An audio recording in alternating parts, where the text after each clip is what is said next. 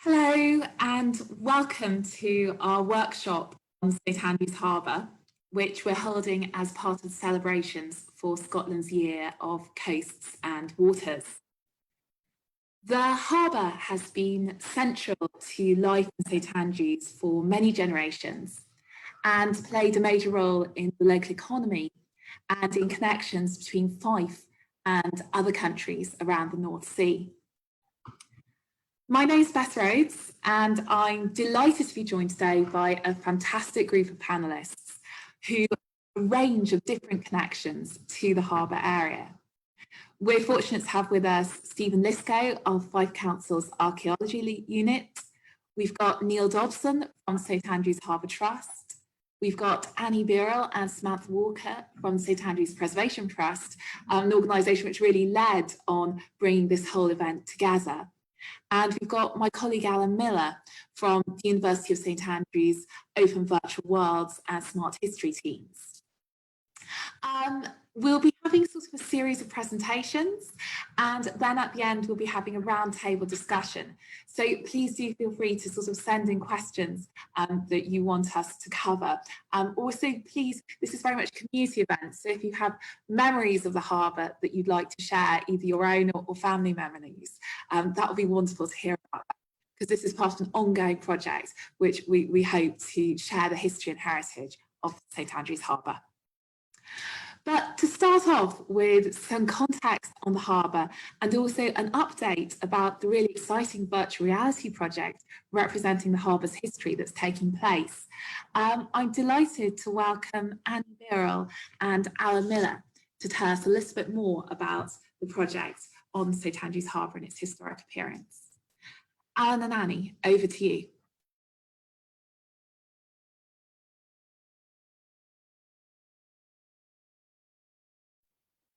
Thanks, Bess. So as Bess mentioned, I work for the Preservation Trust, and the Trust is dedicated to preserving the rich heritage and environment of St Andrews, and that's recorded within this harbour project. I would like to say that this project wouldn't be going ahead without the generous funding from Scottish Natural Heritage and St Andrews Community Trust, along with the fantastic support and assistance from St Andrews Harbour Trust, Open Virtual Worlds, and the University of St Andrews. This really wouldn't have been possible and if it hadn't been for them, so I'm really extremely grateful. St Andrews Harbour has a wonderful story to tell, but it really is hard to imagine that story when you walk down there today. As time has moved on and the structures have changed, the life, buildings and landscapes have become far removed from how they once were. It is believed the harbour has been around since as early as the 12th century, and it's really amazing to think how many eminent and ordinary people would have arrived and departed from the harbour throughout the centuries. A personal reason for this project is I hope people can see what I imagine when I think of St Andrews Harbour as it once was, and doing a reconstruction, I believe it helps ignite the, sorry, I'm reading off a script here because I've never done this before, helps ignite their imagination. Anyway, so our story focuses on the harbour as it was in 1921. The harbour was a busy fishing village, and the buildings at the shorehead used to be home to tenement housing called the Royal George. This is the building that you would normally see today as the Balmoral building. There were taverns at each end of the building, the two pubs, which were called the Bell Rock Tavern and the Old House Tavern. The Bell Rock Tavern is the yellow building that sits closest to the pier today, and the other tavern would have sat closest to the cafe today. So there have been many changes, but we can chat a little bit about that later on. The goal of this project is to tell the stories of the people who lived and worked at the harbour during this time through a platform that will allow the end user to explore stories, work, music, recreation and culture from the early 20th century. We're in the very early stages of this project, and this reconstruction is the foundation of what is to come. We hope to engage with you, the local community, as this is your story of the lives of your families from generations past. We are simply and humbly hoping to provide the platform for the community's voice.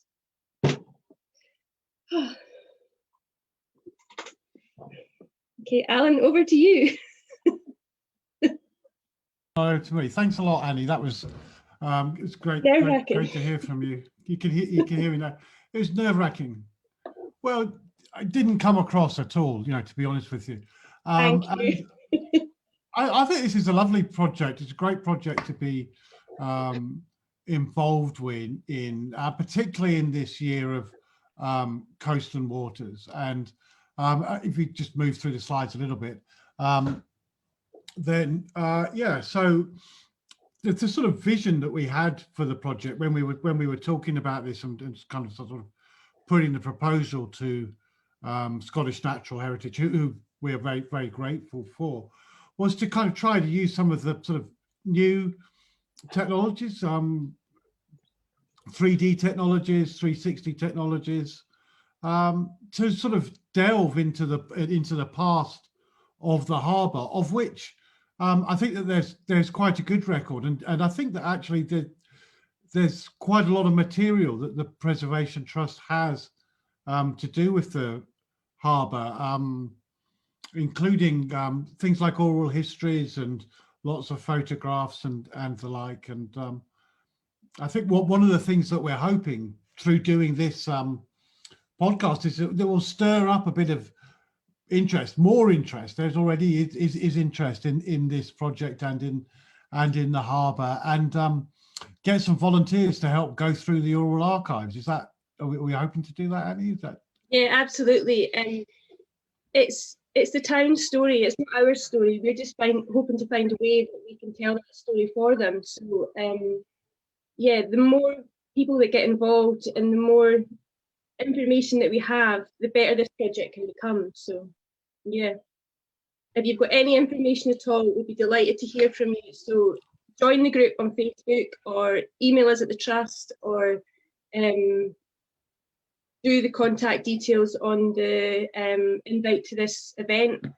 Yeah, any way you can. If you've got information, we'd love to hear from you. So, and these are the sort of topics on the slide, and the sort of topics that we're kind of looking at, the whole fishing industry and fisher folk in that part of the town, the harbour, public houses, a topic that's always been close to my heart, and the gasworks and music. So there's a whole variety of different aspects of people's lives that the project is going to be looking at. And I think that this is an old map there of the harbour, and I think we're looking in the first instance at 1920, so 100 years ago, but also we'll be looking at 1820, and there's been talk about the 11th century as well. So I think that there's been a harbour at this place in one shape or another for a very long time.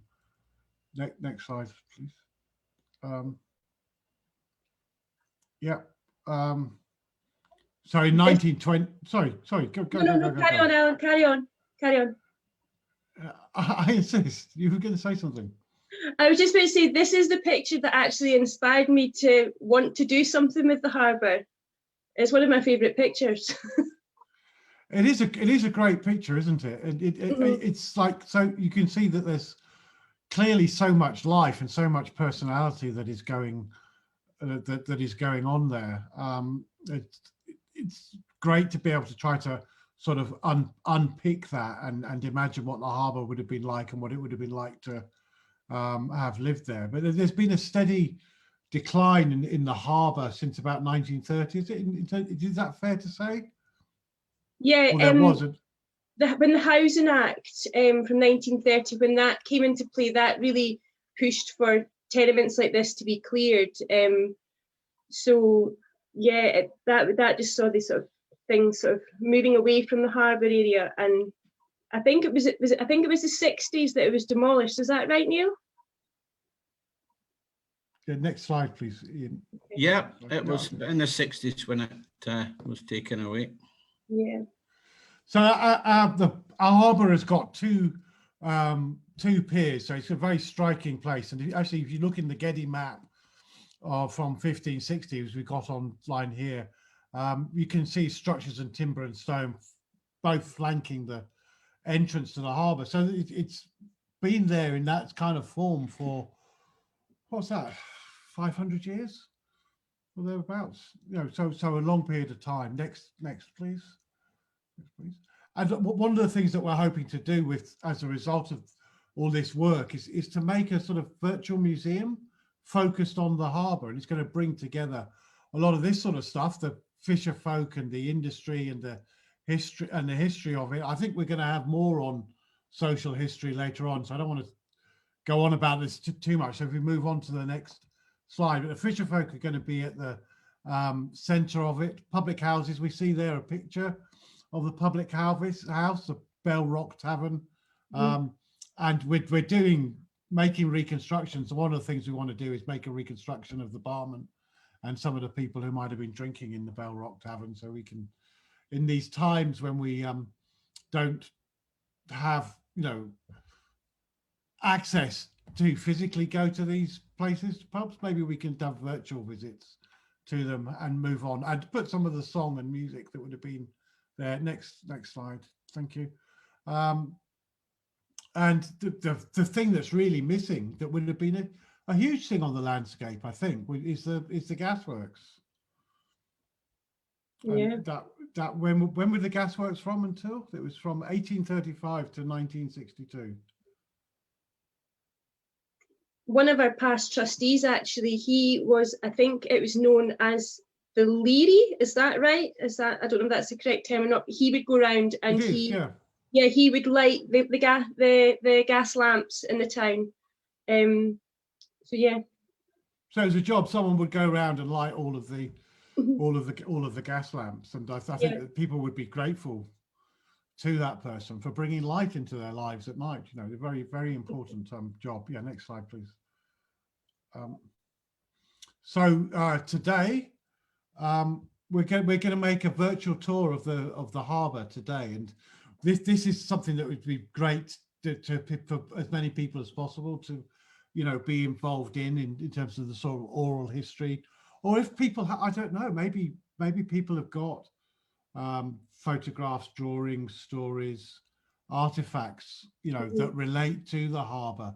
So it would be great to kind of associate them with the Preservation Trust through a sort of virtual museum thing.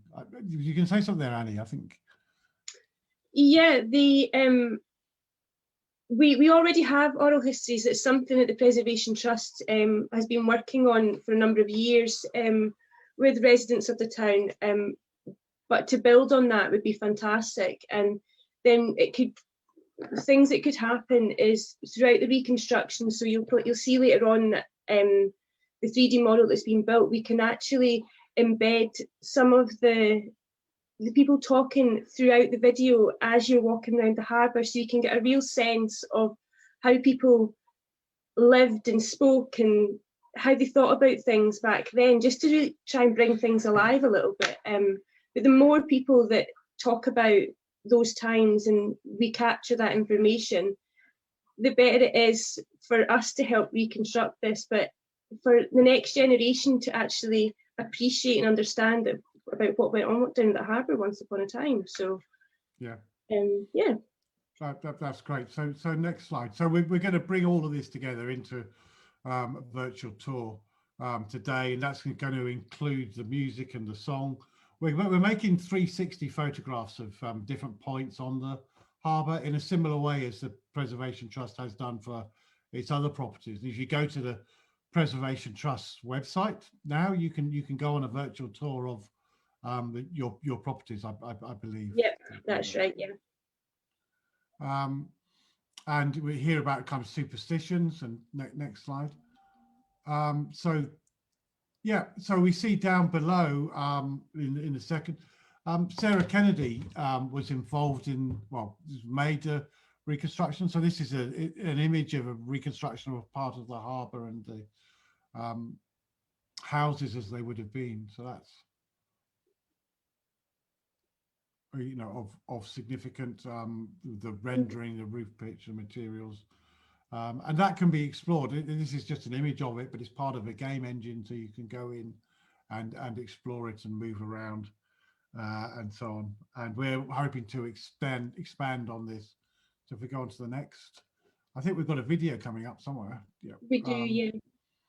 Yeah. And so this is the sort of evidence that we're pulling from. We're pulling from maps from the past. The top map is particularly from the National Library of Scotland, lots of support from the National Library of Scotland, who every project I've been involved with, they've just been so helpful, so helpful. So we're very grateful to them. And then moving on. This is Ian. Did you get the video that I just sent to you? I was having some technical issues making a 360 video, and it was all very last minute. So hopefully. I think Ian's just finding the video. There we go. Is that what you need? Sorry, Ian. We'll see how it goes. Well, we can carry on while Ian's doing that. Yeah, okay. This might not be in 360, as it wasn't working properly before. Oh, yeah, there's Ian. There we go. It worked. So this is magic. There you go. And this is just. Ooh. There we are. If you replay it back from the beginning, and I think the point about this is the boat is the kind of it's still a working harbour now, and we can see that. So if you just. So we went down early one morning with a 360 camera, and we stood on the very end of the pier. It was really windy, and we got this shot of the boat going out, which was really good. But we're going to have quite a few of these, aren't we, Alan? And then part of the archive and the interactive map, which will be available on the Trust website, will show all these, and they'll be available on Google Maps as well. Is that right? Yes, that's right. So you will be able. We'll be able to use Google Maps. Google Maps will be part of, communicating the history of the harbour. And I think that if we move on in the presentation, I think that there's. So this is a short clip of some of the reconstruction work from 1921, and I think you can make that full screen. I just love this.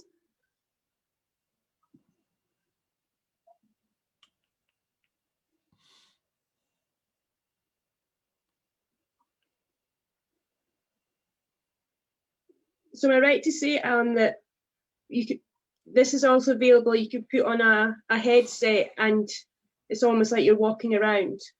Yeah, that's right. You can have, I mean, this is part of a game engine. So, in the same ways you can, wander around shooting people, you can walk around, this, and also we can make the 360 video, so you can put on a headset and it be completely immersed in the harbour in 1921. But it's an ongoing process, and so we're wanting to collect and associate with and sort through, all of the different heritage items that there are connected with the harbour and link them up digitally. And I think the next slide is actually, we're going to go one step beyond and boldly go where a few people have gone before. I think Neil's gone there before. yeah. Boldly go where Neil has gone before. So yeah, and I think that there's a video.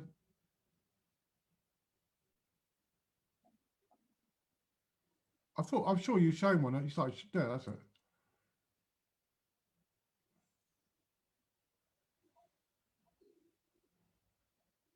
So this is all in the game engine, and you can see we're starting work on the harbour, and we can go underwater. And of course, there would have been kelp forests. There still are kelp forests, aren't there? So this is our ongoing work, perfecting the digital modelling of kelp, and but it kind of extends for large distances, and that we see a seal there having a snooze. I think the seal's having a snooze. And there we go.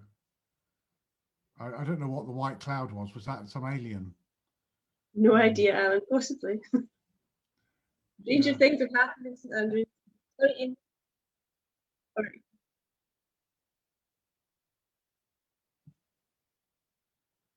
Okay. So yeah, we hope to develop both the coast, so it's coast and waters.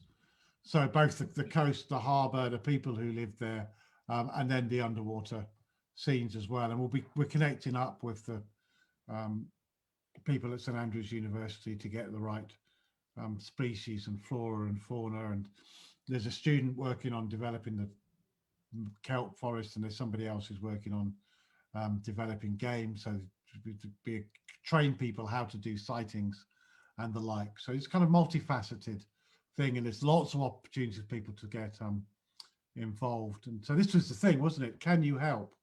What help do we need, Annie?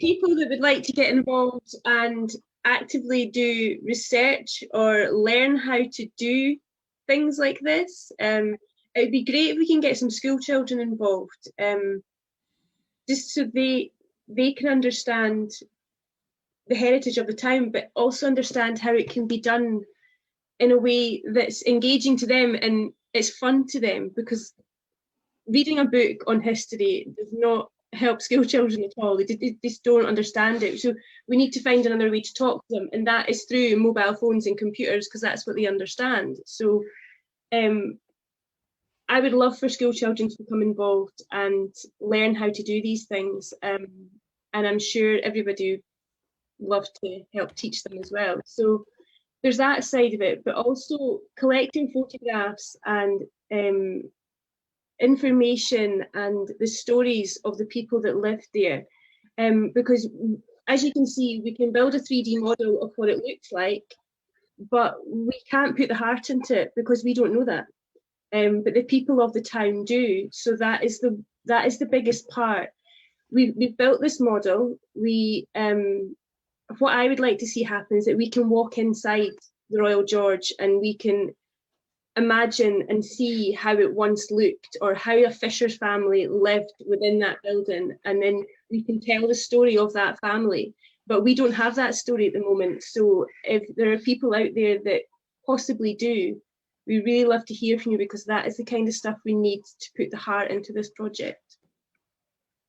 Yeah.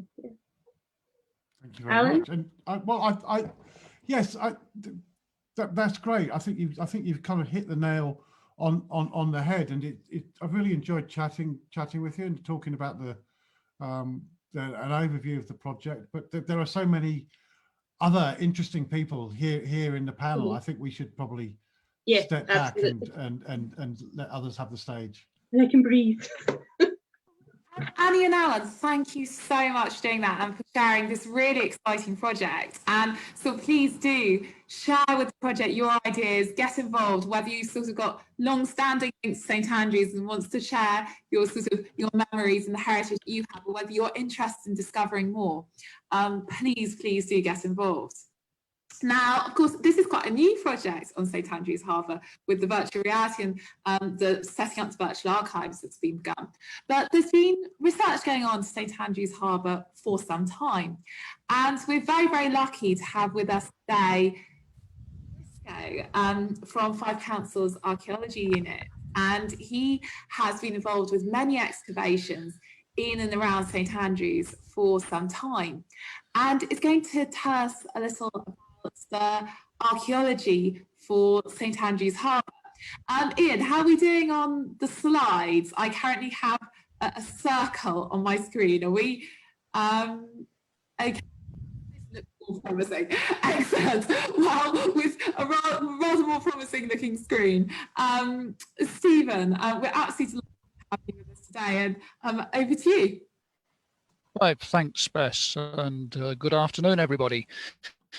As you've been told, my name's Steve Lisco, and I'm half of Five Councils Archaeological Unit that's embedded in the planning services to provide in-house advice on the archaeological implications of development and planning applications.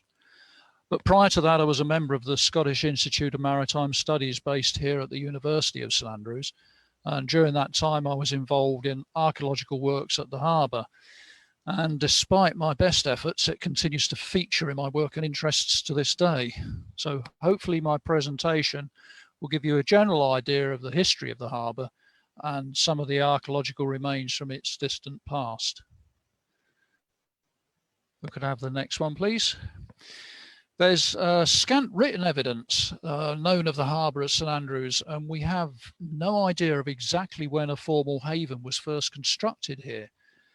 The genesis of the harbour proper has to be based on conjecture and inference taken from other historical sources and records.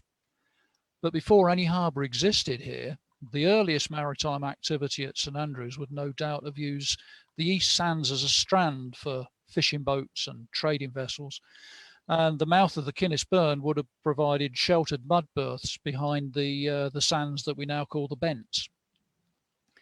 In a direct parallel to West Coast puffers of the 20th century, the early medieval trading vessels such as keels and cogs and galleys were all constructed to take the ground for offloading, and so they didn't necessarily require a harbour as we understand it to be today. We do know a recognisable haven for boats existed here in 1222 from the priory records that relate to fishing activity at St Andrews. The next one, the earliest mention of any harbour work at St Andrews says that it dates to 1100, and it describes a pier constructed of double wooden branders fastened to the rocks and infilled with great stones, and that it was built by the king. Now, an excellent description from a little later, in fact, 1390, describes in detail this very same manner of construction of the harbour at Arbroath. So we can have no doubt that the first St Andrews Pier would have appeared very much like the image we see here of a derelict timber pile jetty, which has lost its wooden decking. But clearly it shows the use of large stones to consolidate its foundation.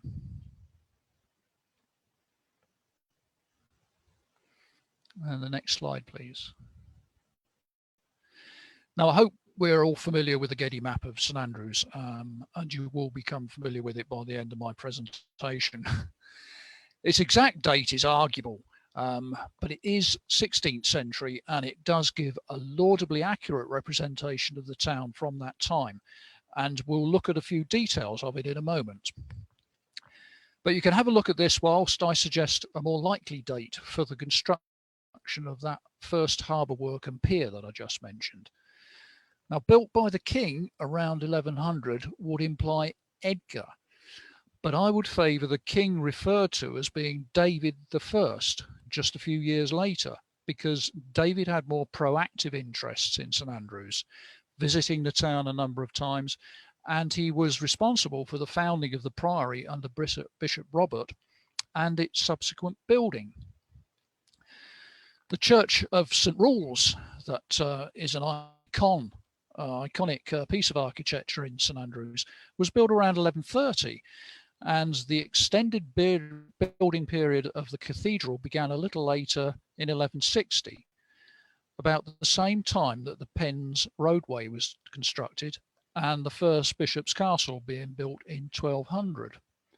Now, all these were large construction projects, and they would have required an industrial infrastructure to support them. So I would wager that the royal patronage by David in the 1120s was the point at which a serious development of a harbour began.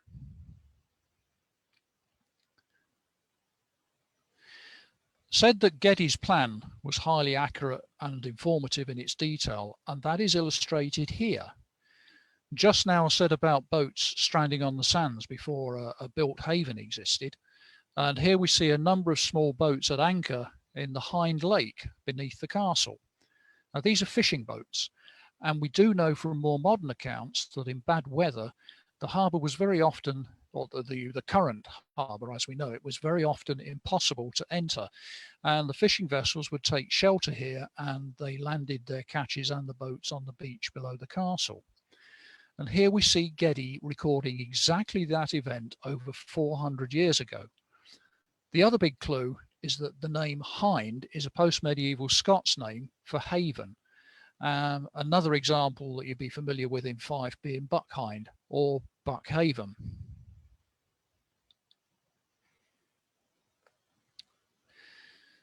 Now, you may have noticed that I deliberately mentioned the roadway of the Pens just now, and here is why.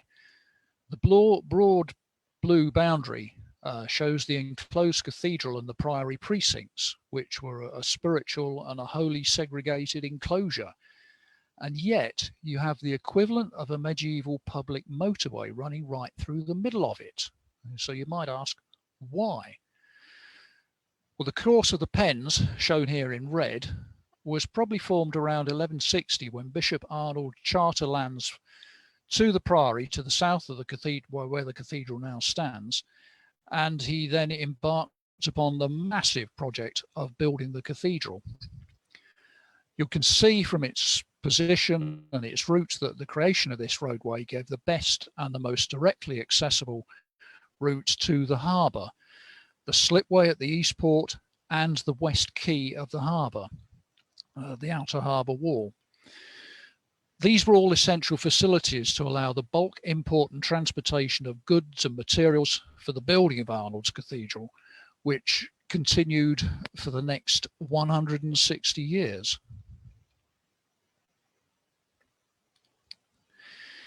If we look back at the details of the harbour on Geddes' plan, we can see that some 4 centuries after David was probably responsible for creation of the North Pier, the harbour was still, for the main part, a timber construction. We can clearly identify the double pilings of the North Pier anchored onto the Lady Craig Skerry, and the timber revetment of the bents to create a sort of a formalised harbour entrance and prevent the sand encroachment upon it. However, you'll see that the main western quayside is shown to be constructed in masonry. This quayside and the Traverse Pier are the oldest identifiable parts of the harbour that exist in any form today. Though they probably originated from before the 12th century construction of the pier, Geddes' plan is the first record we have of them and any other features of the harbour at the time. Geddes' image here gives the impression of a busy mercantile harbour full of vessels with a subsidiary fishing industry, which, by the way, it still thrives today. But we know it was basically a small fishing harbour that had been developed for a specific period of building expansion in the town, and it was wholly unsuited for maritime trade, as we shall see. So I think we can identify Geddes here as the town's first official propagandist. And once the major building projects at St Andrews were completed by the early 1300s, the newly expanded harbour and its facilities had served their purpose, and they ceased to be of much import and slid into obscurity for the next 400 years. The only records I've seen that mention the harbour from between 1222 and 1613 refer to its fishing activity and the odd repair to the masonry of the harbour that had been loosened by storm, floods or high tides. In 1613, the condition of the harbour was described as the pier, shore, port and haven has altogether become ruinous and decayed to the point of its very overthrow. And these 2 mentions of damage to the harbour works are only the first of what we are aware of in a long list of such occasions. The next representation after Geddes that we have of the harbour is from the margins of James Gordon's map of 1642, where St Andrews is shown here as an inset and the harbour is partially included. However, there's enough detail to confirm that the North Pier and the east wall of the harbour are still timber constructions at this time. Just a few years later, in 1655, that stone-filled wooden pier was completely destroyed by a northeasterly storm that seriously damaged most of the harbours on the east coast. And here we have an early 17th century calotype photograph of the pier. Only a year later, however, a new pier was constructed, but for the first time, this was in stone. Now, the stone was mostly taken from the, by then, derelict castle and the cathedral by order of the town council, and the works were paid for at the expense of the town's inhabitants. This first stone pier, however, was only built to half the length of the previous timber pier, and it only lasted a few years before being badly damaged and was likewise repaired at the charge of the inhabitants of the town of St Andrews.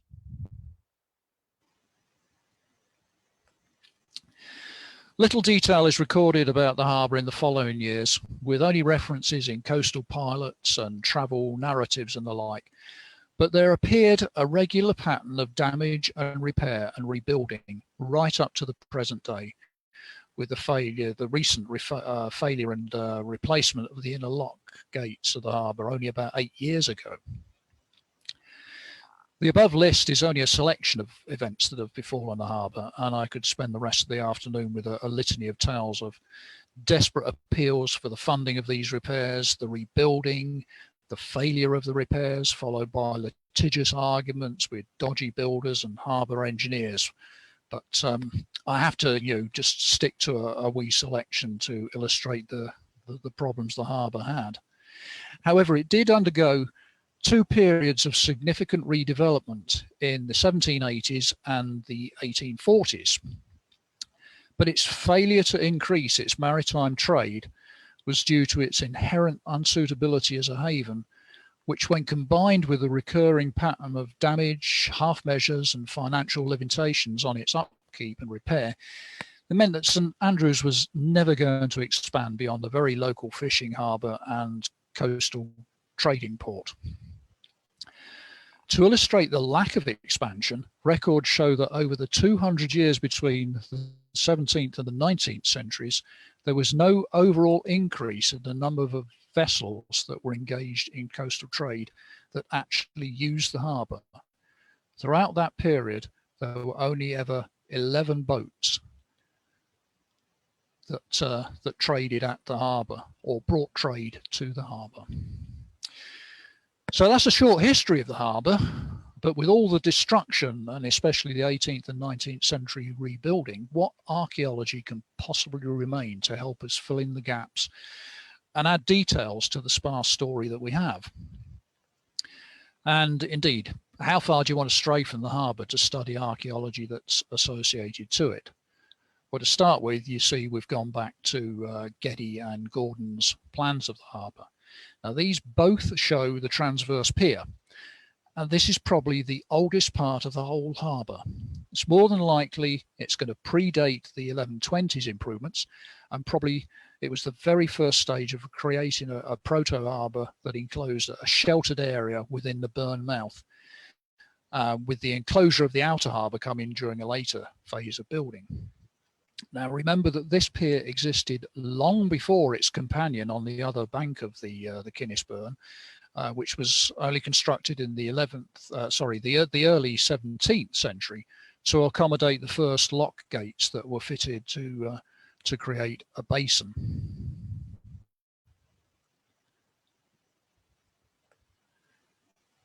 And the next slide, please. Now that first transverse pier is still there today, but it's buried under the modern extended transverse pier and its layers of concrete. But seen here in the next slide, we'll see it exposed during the installation of the new hydraulic lift bridge in 2004. Indeed, many buried elements of the older harbour works were revealed during modern repair and development works, but illustrating all these would actually double the length of my presentation. So we'll just give you a sample here. And the next slide, please. Now we're going again back to Getty's plan to correlate the features he shows to the surviving evidence that we have. And here we see the timber pier, the North Pier, anchored to the rocks of the Lady Craig Skerry. And if we have a look at the Skerry, we can find the remains of rock-cut sockets. If I could have the next slide, please. Thank you. We find the remains of rock-cut sockets on the same rocks. Now, if these sockets here are not from the earliest installation of the wooden pier here, they're certainly representative of the many repairs and rebuilds of the 800-foot long wooden structure which once stood there on those rocks for over 500 years, from the 1120s until 1655.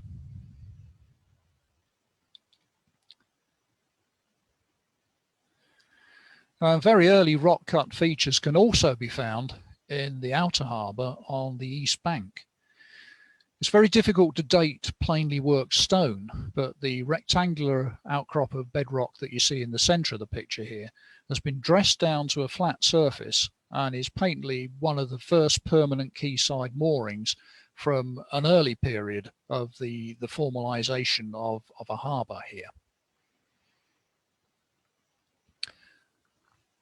Not immediately apparent, but there are a number of rock cut sockets in the top of that rock that once held stone pawls or mooring posts that vessels would have been secured to. And a couple of the sockets themselves still retain fragments of these pawls. We go back to Geddy again. We're looking at the peculiar configuration of the timber pier here. The outhead of the masonry quayside that's running vertically up in the picture you're looking at, and the other linear structures shown on it that we can't quite understand, what exactly is being depicted. Now, when we look at that part of the harbour today, we see a stone ramp leading down onto the foreshore, and it's the predecessor of this that Geddy was trying to represent, but he was clearly challenged by the conventions of perspective employed in cartography of the day. So why on earth would you ever want a ramp here? It's outside the harbour. It only leads down onto the rock foreshore. So what is its purpose? And again, this is raising the question of how far do you want to move away from the harbour to extend your archaeological interests that are associated to it. Now, back to the Geddy plan and my crayon highlights, which the National Library were not too happy about. The pens, as I said, were created to allow an estimated 30,000 tonnes of stone that were used to build the cathedral to be brought up from the harbour by cart. As I said, it's the easiest and quickest access from the harbour to the building site. But apart from the dressed and moulded stone, some of which was probably imported, and probably the stone used for St. Rold's Church was imported as well, because there's a suggestion it came from Durham. Most of this stone never arrived by boat. And so where did it come from that needed the stone quayside of the harbour to transport it to the East Port and the Pens? Well, it all came from here. And what you're looking at is a massive stone quarry that provided tens of thousands of tons of building material for St Andrews, various projects, the Priory, the castle, the harbour, the cathedral, the precinct and the town walls, and dozens of other construction projects. The continual use of the quarry removed so much rock and had brought the cliff face so close to the cathedral that it put it under threat.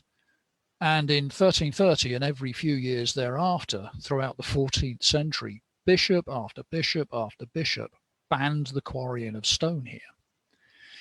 Now, you might have noticed on some of the earlier maps that we saw in the former presentation that that quarry is annotated and is sometimes referred to as the Danes' work. This is on account of a foreign scallywag who took money off the town to construct some sea defences here and promptly trousered it and scarpered. Now, the bishop's bans didn't have much effect, and right up to the 19th century, you'll find record in the, from the town council of prosecutions brought against individuals who were still removing stone from the rocks in the foreshore at this site. And this removal of foreshore material was a constant problem for the town council. And similarly, you'll find a stream of prosecutions against town folk for removing sand and gravel from the bents, the sand bar at the harbour, that was to the detriment of the harbour's defences.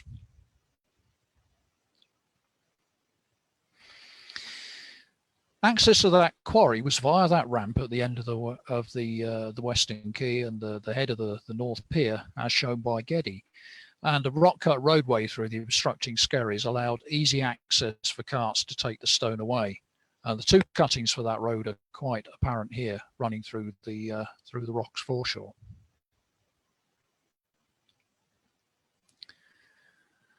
Now, when the area was cleared a few years ago for some harbour defence works, the paved surface of the roadway to that quarry was revealed in the cuts through the skerries.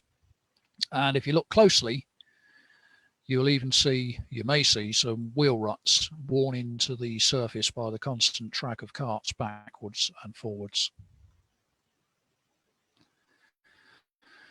So you can see from the aerial picture here that ramp and the roadway outside of the shorehead of the North Pier allowed easy access and extraction from the quarry and along the quayside to the pens for the duration of all the major building works at the cathedral and the priory, etc.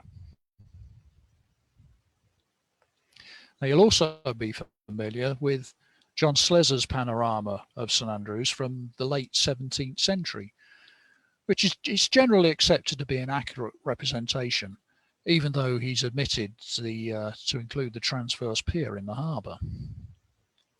But the detail in this I'd like to draw your attention to are the masts of the vessel formed at the shore end of the North Pier. Now, why, when we can see the masts of it, can't we see the hull of the boat like the other vessels that are moored in the outer harbour? And the reason is that it is moored on the outer wall alongside that ramp that we have just looked at.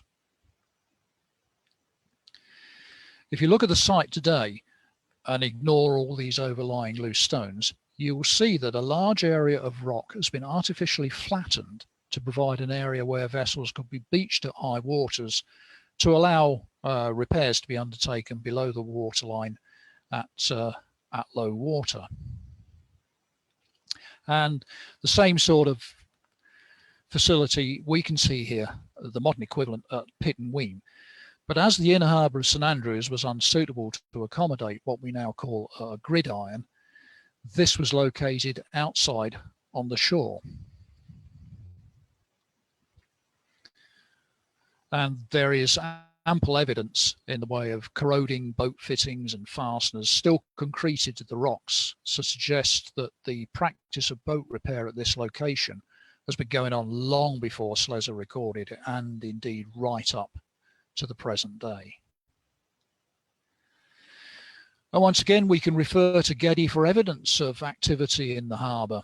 And I point out here the 2 to 3 dismasted hulks of sailing boats that are laying on the shore at the upper reaches of the inner harbour. Now, we know that boat building did take place at St Andrews in later centuries, but I think that this actually depicts ship breaking rather than a boat yard, because Geddy has not recorded any buildings or structures that you would expect if he was showing a yard where vessels were being constructed. And as we've seen, he does have an eye for detail, so such a facility is completely absent from his map. Now we jump forward a few centuries and you see the same area similarly used for the disposal of damaged or redundant vessels that have reached the end of their working life. These are the remains of what is most likely to be the Duncan Dunbar, a schooner that was damaged beyond repair by storm and was broken up in the harbour in 1876. And in the next slide, you'll see that there are fragments of that wreck which are still lying there to this day. These were subject to an archaeological survey a few years ago, as they are quite a rare surviving fragment of a vessel that was once ubiquitous to coastal trade in the coastal schooner that we have very, very few surviving examples of. And just in case you're in any doubt that ships were broken up here and the timbers reused, here we can see a mizzen mast from a similar schooner, if not the Duncan Dunbar itself, that has been reused as a jib in the roof of a tenement warehouse in Salt Wynd off South Street. And of interest here also is that I can't recall exactly when this was, but Dr. Robert Prescott and I managed to salvage this mask during the development of the building, and you can now see it in the Preservation Trust's museum collection. And again, peripheral archaeology, but directly associated to the harbour. Those of you who are residents of St Andrews will have seen these recent works at the cathedral precinct to repair the stonework on this partition wall to the north of the cathedral. But are you aware of what it looked like a century ago? That tower of the medieval precinct wall was once the base for St Andrews' very own lighthouse. It was set up as a leading light to guide vessels into the harbour entrance and safely avoiding the Burnstall's rocks. So to summarise, St Andrews has had a harbour that has approaching 1,000 years of history behind it. And though we can only make informed guesses as to its genesis and its early use, we're uncommonly fortunate to have an early record of its form and the functions that took place within it. Now, despite any ambition or intentions of various worthy town councils, indeed in 1849 there was actually a plan to construct a railway terminal at the harbour, which never came to fruition. The harbour itself was only ever going to serve the town, and it never developed beyond being a minor provincial port because of the physical constraints imposed on it by its location and the natural geology it was situated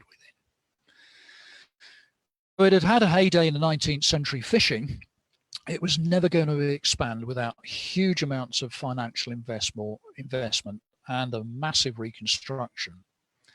And the fact that it has survived beyond the medieval period and its numerous later destructions and rebuilds is no doubt due to the tenacity and the pockets of the townsfolk themselves.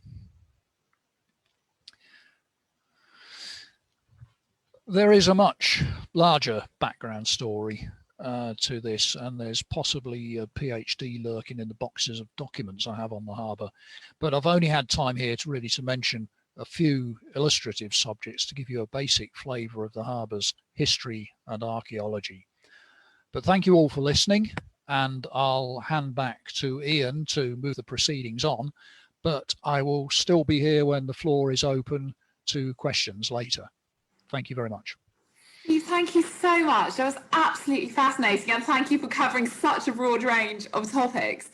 And so interesting, because I've actually often gone down to the harbour and looked out at the marks in the rocks to the north of here, and so interesting to have that explanation of what was going on there. Really, really illuminating. Thank you.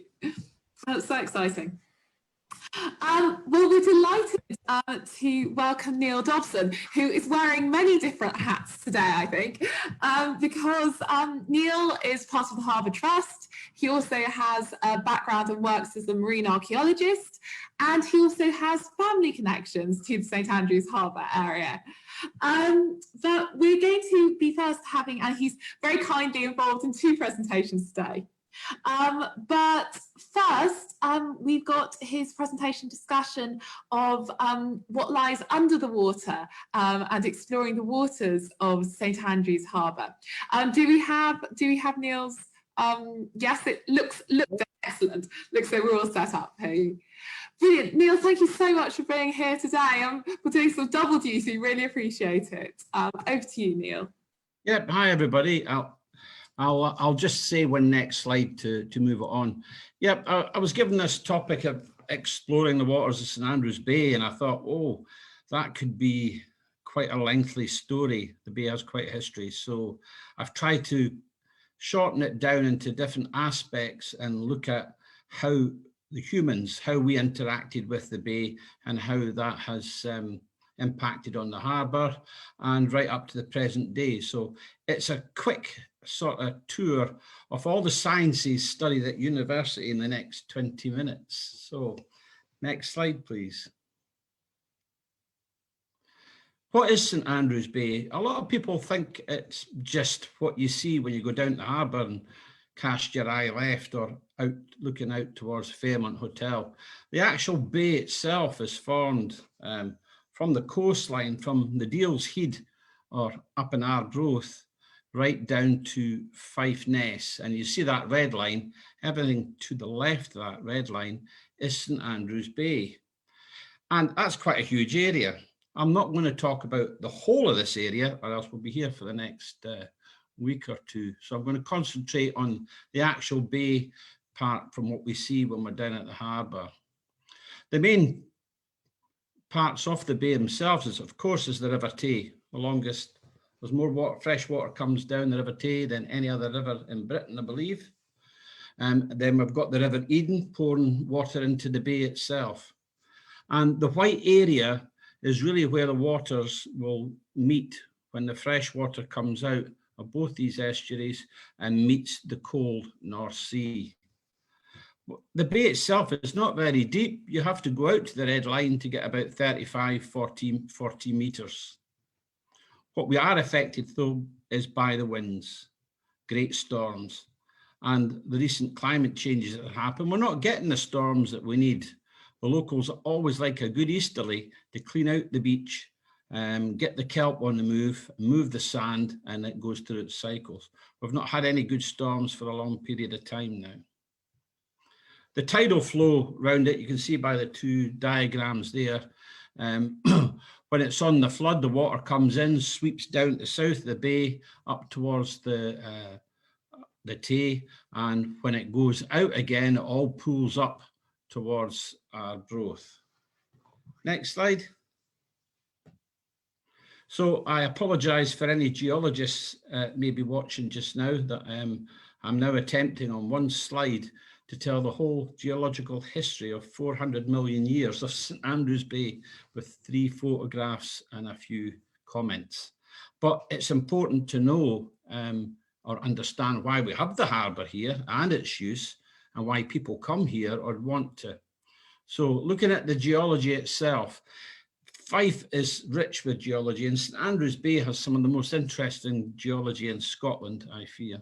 If you've ever taken a walk out of Kinkell from the East Sands out the coast towards Fife Ness, or certainly to, everybody will be aware, the Maiden Rock, the Rock and Spindle, and you look down, especially when the tide's out, you'll see these amazing rock formations.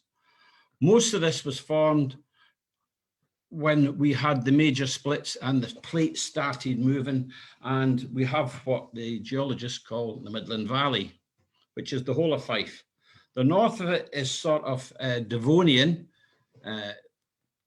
up to 400 million years old, and that's that red sandstone. Hence, when you get up to Arbroath, you've got Red Head. It's got that different red sandstone. And down at our end in the bay here, we're more carboniferous rock and lava, etc.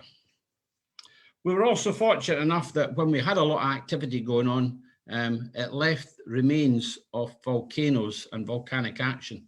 The Rock and Spindle itself is part of a vent that pushed out lava through the top there and spewed all different types of stones and mixes down onto the shore. We have Kinkell Dome, which you can see, which is a vent, and this was just underneath the Earth's crust, trying to push it up and cause volcanoes.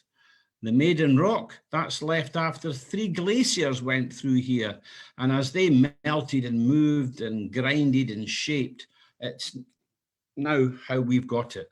We're still going to get wear and tear by the wind and weather on the sandstone, but it's soft. But hopefully we'll be safe and we'll still have this view for the next few thousand years or so. Next slide. So, always good to have a sea chart, and being an ex-sailor myself, here's one. John Adair drew this in 1703, and it shows the bay itself. And what's significant, the sea charts? Well, if you have a sea chart, it means people want to come and visit you. It's not just there for to look at. And this early drawing here, if you see these lines, these are compass points or tracks that you could sail along. You can see that I've got quite a bit of detail. and they've got land features or points that you would see from a sailing ship. And the detail on St Andrews is quite good, so it kind of shows that people wanted to trade with St Andrews, or certainly to get up the Tay. And from medieval times, ships coming into the bay might have difficulty finding Dundee, they might have difficulty finding the Forth, they might find themselves ending up in St Andrews Bay. And it's not a nice bay to be in if you're in a sailing ship and there's a storm coming up. You've got to remember, you can't just turn the wheel hard right or hard left and steam out. You've got to tack because you've got the sails. So we have a huge long history of shipwrecks. Next slide, please. I did my dissertation on the shipwrecks from the Eden to the Anstruther. So that could be a whole new talk. So I've only selected two. Some of the most famous ones that everybody sees is in October the 1st, 1912, was of course the Wilhelmina, the Princess Wilhelmina. She was from Sweden. She was coming in, there was bad weather. She got into difficulty behind the castle. Fairly obvious what was going to happen. And some of my ancestors who were in the lifeboat crew down the harbour launched the lifeboat, actually rowed it and out there to get people off the shipwreck. It's quite a famous one. You'll see lots of pictures of it. You'll see it when it was actually washed up in the West Sands later. The last known shipwreck of any note that I can remember happened on 2nd of March 1987. And there's the picture of the Russian ship ashore at Kinkelness. So just at Kinkel Dome there, this came aground. She was sheltering in the bay in a bad storm, slipped her anchor and was pushed onto the jagged rocks there. Remarkably, she was able to get off. The Russian skipper was a very good sailor, and he managed to get a wire out and pull himself off as the tide came in with very little damage. I always recall this because this is when I started my first day as a member of the local Coast Guard team, of which I then spent the next 23 years involved with. So the bay is going to have a lot of shipwrecks. Let's hopefully it doesn't get any more. Next slide. So you can't really talk about the bay and what goes on of it and under it without saying what took part there. And this is one I like, is the smuggling. We have a rich history of smuggling in Fife, and of course St Andrews would have as well. You have all these people in the town at the university, you've got all the market people. So there was a lot of trade coming in from Holland, Scandinavia, France and Germany. Tobacco and alcohol as it is today still being popular. So you'll always get stories of the smugglers, and St Andrews was rife with it. Now down at the harbour in the 1800s, we had a guy called Robert Boyack. I don't know if his family is still there. And he was a tidesman, and his job was to go on board the ships and get the money for the customs for what they brought in. However, smuggling was rife, and people in St Andrews got involved with people over the hill and down the coast to smuggle and get this goods ashore without paying enough money. And in particular, this gentleman here, Andrew Cochrane, he had 10 of 37 casks of spirits, and they were hidden at Rabbit Hall in the links. And I got interested. I thought, where is Rabbit Hall? Is a weaver there. Now, why is it called Rabbit Hall? Is that because the links originally was a rabbit farm before it was a golf course? And actually, what happened to him then? Did they take them, the spirits get and take him off them, and the customs guys enjoy it? Next slide, please. Looking at the smuggling is quite interesting. Here in this picture here, you have the guys in the blue and white who are the customs, spoiling the fun and enjoyment of the smugglers. And I had a look historically to see, well, what was being smuggled and when. And it seems like there was quite a lot going on in Fife. And here again is a list of some of the goods seized by customs officers in St Andrews. So you can see we've got all sorts of stuff going on there, from aniseed all the way to feathers, gunpowder, soaps, tobaccos, of course, the great ones, damasks and silks, etc. So who knows what was happening in the town, and where was the worthy places that you could go to buy this smuggled goods.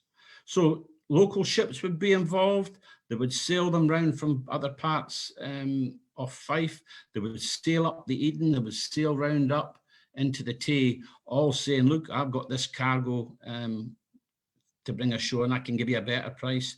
They would land their boats on the beaches, maybe even behind the pier, maybe in the harbour itself. And I'm sure there's many more tales that we'll find out about the smugglers in St Andrews. Next slide. Fishing. We can't mention St Andrews without fishing. And to do the whole history of fishing, again, is a separate topic. So I've tried to highlight what it was.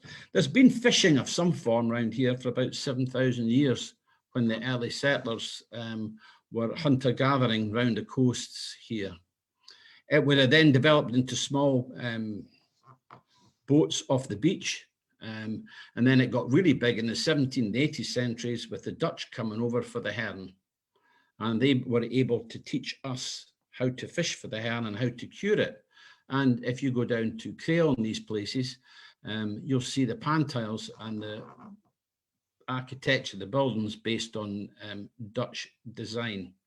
Some of the boats that came in had ballast to broken pantiles. They left them. Being a Fifer, you're not going to waste anything. And these were taken and used. And now we get these pantiles shapes that we see around the town. Sailing was big in St Andrews. I come from, my middle name's Cunningham. I come from a whole group of Cunninghams that were involved in the fishing down at the harbour. My grandmother lived down there.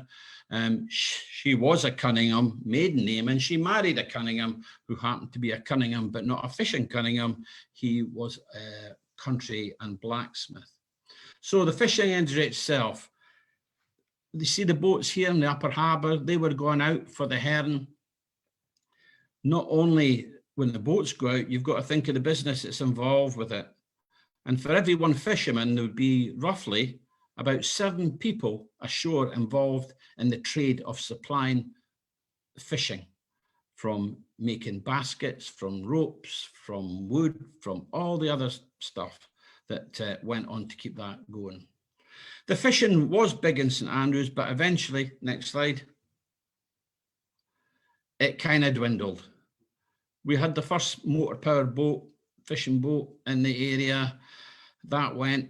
We then had the peak of the heron in 1900. You had the First World War.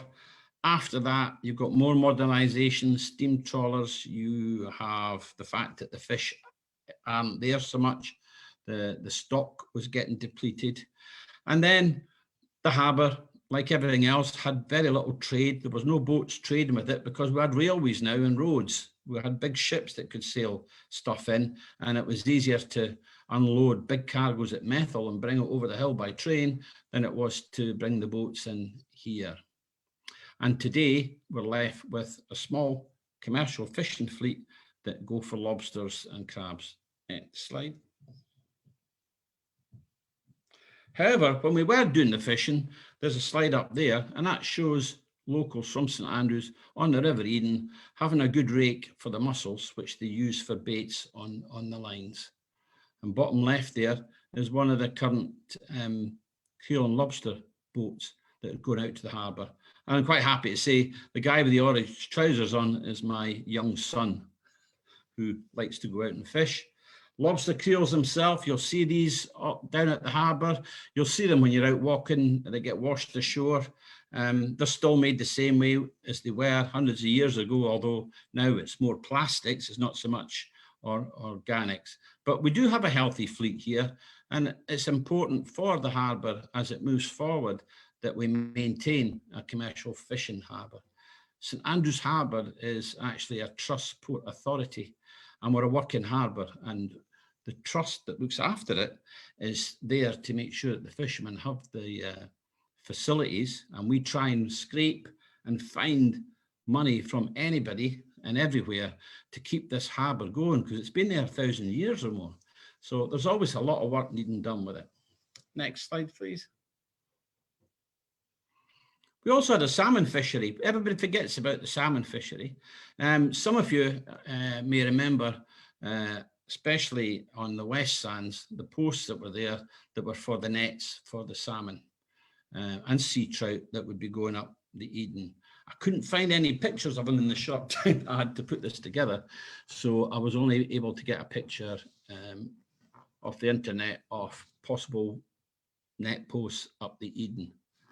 The picture on the left, however, if you look on the east bench and you look closely, you'll see there's all these nets all the way along there, all drying. Now, they'd be the nets for the fishermen, and some of them would have been used for salmon as well. And it shows a very active harbour there. You can see how the east bench has changed in shape, and that whole pile of boats down there were old boats. So when Steve talked about boats being broken down way back in David the First time and Geddes' time, it's still going on. The salmon business itself, fishery, ended in 1960, started to go down the tubes in 1960. And in 1996, the last netting in the salmon up at Newborough ceased.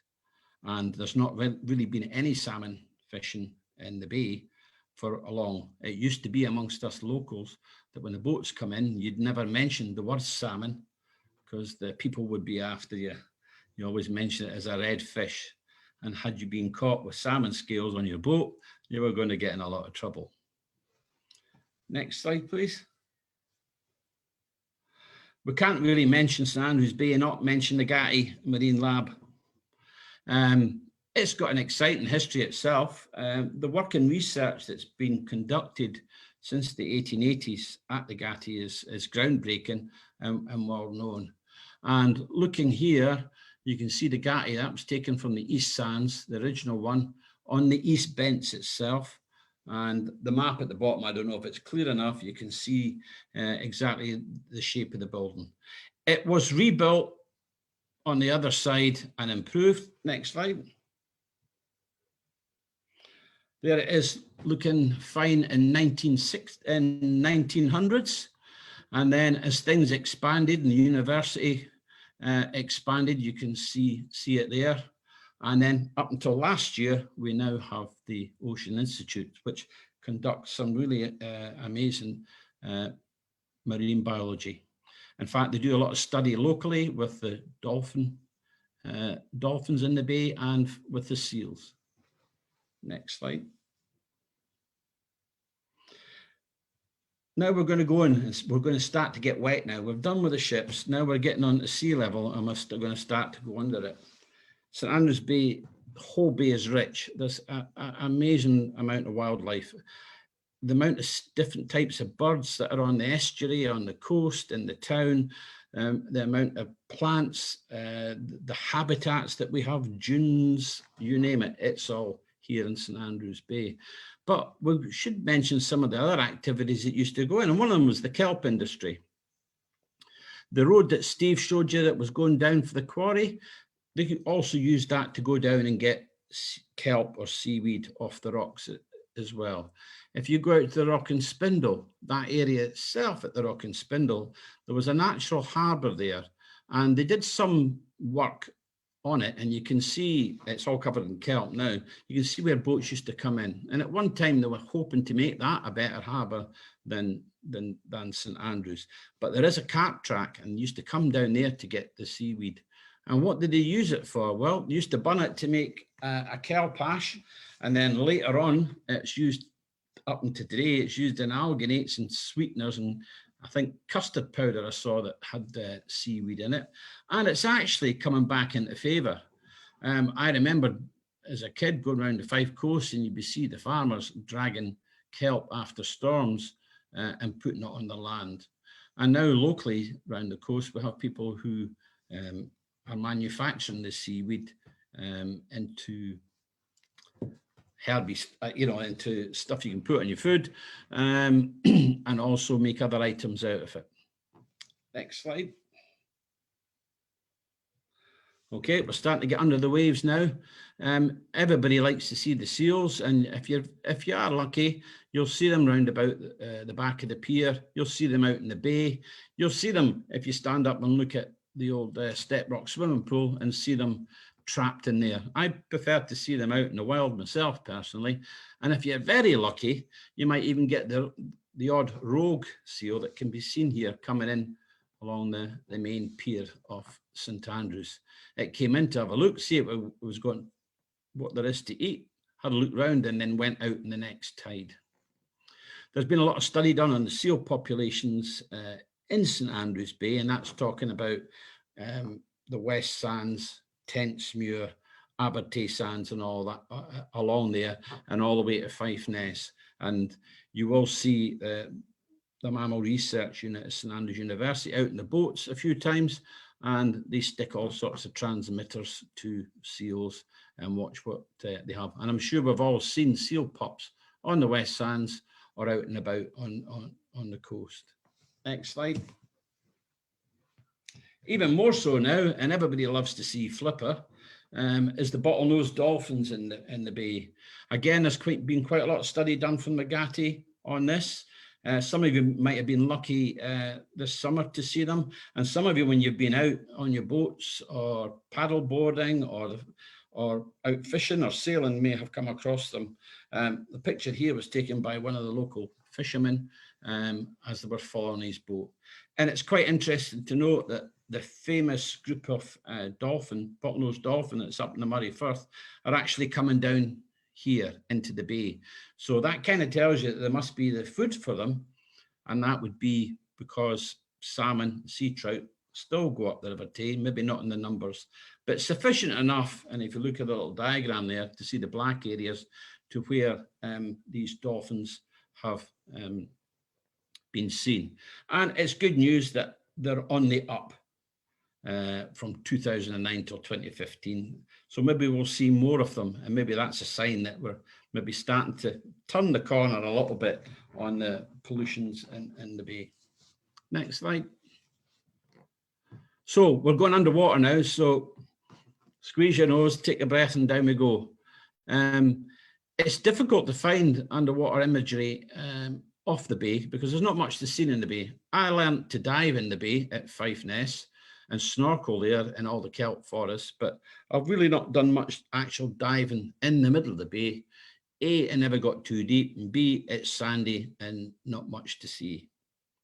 However, we are fortunate enough with some of our students and locals who have gone out, and now it's quite inexpensive to have an underwater mounting for your cameras, that here is a picture of snorkeling just off the pier. And it's a huge, rich environment. The kelp forests, all the different animals that live on there. We can see urchins here. You can see dead man's fingers, the plume-nosed anemones. You see the different types going on. Brown crab, of course. Everybody likes to catch one of them, good eating. The green crab that you'll see all the time by people going down the harbour to start their first ever fishing is usually going jigging for crabs in the harbour. And of course, what we all like is the blue lobster at the bottom. These pictures there are representative. I wasn't able to get out in the last 2 days to be able to get some pictures myself. So these are pictures that I've taken in other places in Scotland, but these creatures are out in the bay. Next slide. Okay, I could do the next 3 hours with everything that's there, but what do we see when we're walking around? You go in the West Sands, lots of razor clam shells, and they're good eating, or spoots, as they're called locally. They're good eating. Mussels, I'd be a bit careful with the mussels around here. I would try and avoid them. Clams, and then when you're on the beach, people have come up and say, what are these funny things? We know them as sea potatoes or sea mice, but they're actually an urchin shell that gets washed up. Any rock pools around here, you'll get your hermit crabs, urchins, they're on the rocks when they come in. The starfish there. Flatfish, you'll see them in the harbour. You'll see the kids catching small flatfish that come in there. The bay is actually a breeding ground for flatfish. There's no trawling allowed in the bay at all. If you're lucky and you're snorkeling, you might come across the cuttlefish. There's lots of codling. That one jumped out in a storm. I couldn't find a picture of one alive underwater. And you get further out in the water, you'll get loads of pollock and you will see young pollock or poodleys that come into the harbour that the kids catch with the nets, etc. And further out, you'll get the squid. Next slide. But what did we fish for here? Well, mackerel, herring. I remember my grandmother wouldn't eat mackerel. She called it a dirty fish. That was used for bait in the creoles. It was the same with lobster. Oh, they would eat crab, but they weren't happy with the lobster. Spotted dogfish, a lot of them, the skins were used for that because it's very abrasive. The herring are pretty much gone. You can still get a lot of mackerel out in the bay. Conger eels, they're round about. I've caught one in the harbour before. You'll get them off the end of the outfalls at the back of the pier and other areas. Squat lobsters further out in the bay. And if you're really, really lucky, my favourite of all is the octopus. So we have a huge diversity in marine life in St Andrews. And I hope once they do the 3D thing that we do go on a nice dive and maybe see all these animals there. Next slide. Of course, the bad weather in the bay means that sometimes, sadly, animals are washed ashore. And historically, this was quite significant to the locals and quite a big thing. If we look up there, this dead whale, you just see it in the picture. It's just, I think it's a small pilot whale or something lying on the rock there. This is at Boar Hills. And it was of so much interest that the local school and the teachers took the kids down to have a look. And I think that's brilliant. Now we're all frightened to go anywhere. I think we should get the kids down the harbour, get them on the beaches, get them down there and exploring and looking and having a look. Okay, it's better to see a live one, but at least you get to see it. And again, on the West Sands, when this shark came in, and it's not Jaws, it's probably a port beagle or a large taupe, as they call it, but it was sufficient enough for a local photographer to come down and people to stand there and think, I want my picture taken with a dead shark. And of course, famed of all is the fact that the longest bootlace worm ever in the world was found after a storm in the West Sands. And we still have that in the Guinness Book of Records for what was found there. Next slide. So I've really got to end this, maybe not so much on a positive note, but we have to be aware of our waters around the coast. Humans are the biggest danger and threat to St Andrews Bay at the moment. Luckily, industrial-wise, we're starting to clean up our rivers and our outflows in that. However, plastics and pollutions are still an issue. And over recent years, we've seen more. A few years back, a minke whale washed up in King Shoddy. Dolphins are washed up regularly. This conger eel washed up in a storm on the West Sands. A lot of dead birds, and you will see this when you go down there, that are in trouble, maybe get caught in plastic. And seals, this one not in a very good state at all. Maybe have hit by a boat or got disease, pollution or whatever. So although I wanted to end on a happier note, I think we have to be very wary about it and try and protect our waters around St Andrews. So I hope you've enjoyed my little quick scientific trip about the waters of St Andrews Bay. Thank you. Thank you, Neil, so much for that. Absolutely fascinating and so interesting to hear about sort of all the different forms of marine life in the bay, and also sort of important to think about sort of the possible threats to it, but also so fascinating to think about the harbour as a place of human activity and a sort of economic activity, and something sort of both past and present, very significant. Thank you, really, really interesting. Now, I believe you are going to be enlisted to another talk as well. I'm on for 10 minutes. Can't escape quite yet. We're delighted to have our final presentation, which is a joint presentation between Neil and also we're delighted to have Samantha Walker from the St Andrews Preservation Trust. And Neil and Samantha are going to be telling us a little bit about the social history of the harbour and the experiences of the people who lived and worked in this area of St Andrews. So we're very excited. Looks as though we've got the slides just coming up. Yep.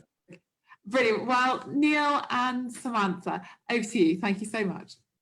Okay, so other hat on now, social history. I love this painting. It pretty much sums up much of what Steve said, and an artist was able to capture that. We've got the boat behind the northwest slipway there and up the hill, and a bit of demassing going on, and the use of possibly that track round to the quarry. So it's quite interesting looking at artworks, although some people don't think they are a record. They didn't have cameras, so this was one way to capture it. Next slide. So I can't do the talk and being a marine archaeologist and not show the Getty map. And here we have the Getty map again. Looking at the history of the harbour itself, we've got to think about when people were first active there. And looking at it and looking at the topography and where people would have been living at the time, where Woodburn Place is just now in that area would have been a good place to have your wee boat that could get you out the creek and over the side and round by the East Bents, or pulled up on the East Bents and just climb over the dunes into where you were living down in the Woodburn area. So that I have a theory that was probably where people went first. Of course, that fishing then would be fairly simple, out with lines and back in with a catch. When they built the harbour itself, or certainly when they built the cathedral, they moved the fishing people out of there and sent them up the town in the Fisher Gate where they are now. Again, going back to what Steve said, we're looking at 1222 and 1363 when there's good references made about the history of the harbour. Next slide. This one always features, it would be wrong not to have it in here. We see trade coming up in the 15th and 16th century, bringing stuff over from the Baltic, Germany, Holland, etc., trading with here. It's all very active, everything's going on. They did realise that they'd have to make some improvements to the pier, and they started to use more stone. Of course, in the 17th century, when the castle was in a ruinous state, the town council told them, you better start taking stones from the ruined castle round to fix that messy harbour of yours down there. And then that's what happened. Next slide. Can't go away without mentioning this fella on the right here, King James the Sixth. That piece of paper you see on the left there is in the centre of St Andrews. It's in the collection, special collections, and that's the Royal Charter, signed in February 1620. That gave the lands down the harbour and the links, now the old course, to the people of St Andrews. And that's probably why our harbour is still here and not being sold off privately or turned into a multi-storey car park. And the other reason why the old course, you can still go down there on a Sunday and walk your dogs, or as a fishing family, I can dry my nets on the 18th green. And there was a track way out to the Eden, to the mussel beds, to get the mussels for bait. So we're fortunate, and it was all down to this guy, because the Royals at that time, Fife was the holiday place to be for hunting, fishing, and all the other social activities. Next slide. Again, because I'm a sailor, I like nautical charts. Nautical charts tell us a lot about the area, and this one, 1824 by Thomas, you can see we've got quite a lot of interesting detail on the coast there, different names. We've got Pigeon House out there towards Kinkell, the cathedral's there, the River Eden's well mapped out, and at one time you would come into St Andrews and you would pick up a pilot, and a pilot would guide your ship up to Guardbridge to offload and take your cargoes there. Next slide. What was interesting when I was doing work about the history of the harbour is I found some of the Harbour Jews book. And this is really a little snapshot of an entry in 1859 for the ships that came in and out of St Andrews. I don't know if you can read them, but we've got a lot of coal, we've got timber, And the places they're coming from are Newcastle, down the coast. We've got Thurso there. We've got Pitt and Weymouth coastal. So it's shown this list of activity of the ships coming in and out, what they were carrying, what was popular at the time, and obviously the economics, how much it was going to cost your dues for your ships to come in here. Imagine if they'd gotten the railway down to St Andrews Harbour, the whole town would be completely different. It never happened. Again, that was the death of the harbour as far as trading was concerned. And after that, it was only ever going to be inshore fishing.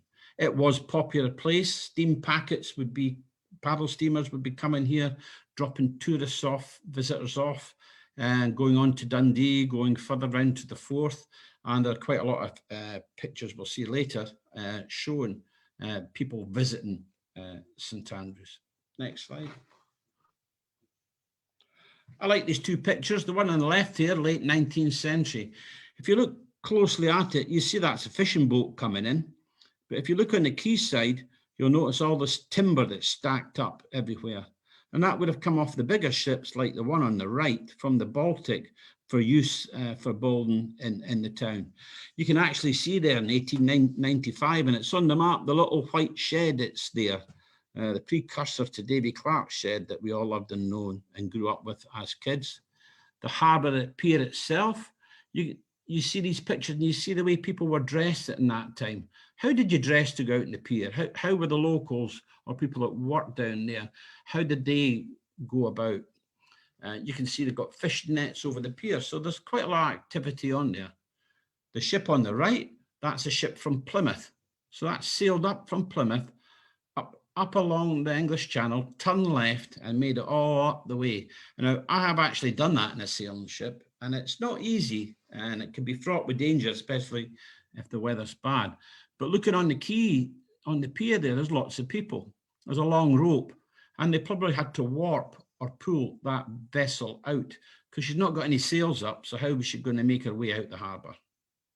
So the harbour was a focal point for people, for trade, for all the different jobs that came down, to go down as an interest, just to go down and say, oh, I helped get that big boat out the harbour. Who's on that boat? And you've got to remember that sailing routes and sea passages, they were the internet of the day. That's how people communicated. That's how they sent goods. That's how their mail came here, was by ship. Next slide. Maps always give a good look at what's developed of the harbour.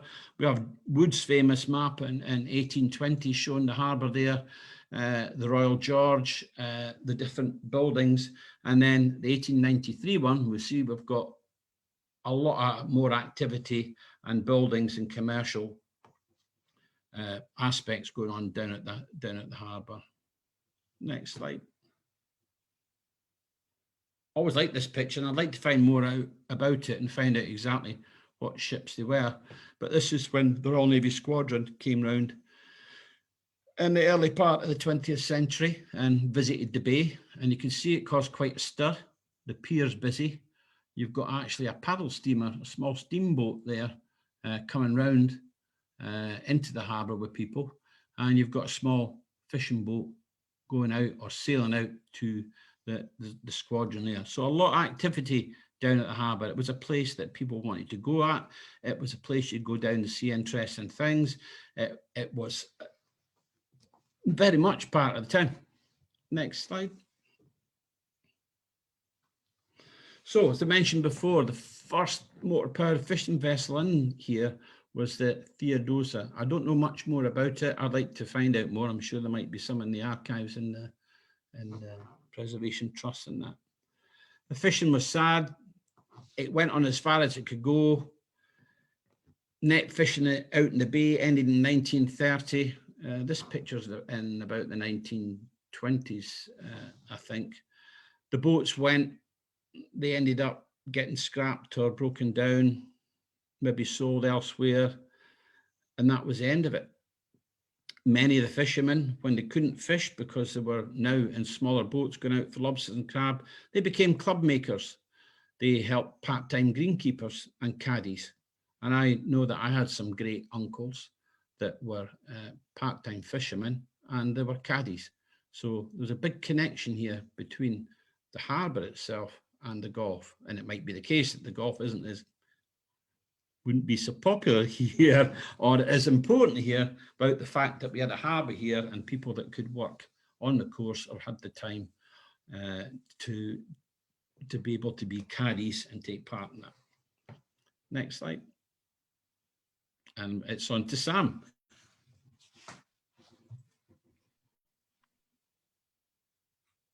Thank you very much. Hi, everybody. So my name's Sam Walker of the St Andrews Preservation Trust.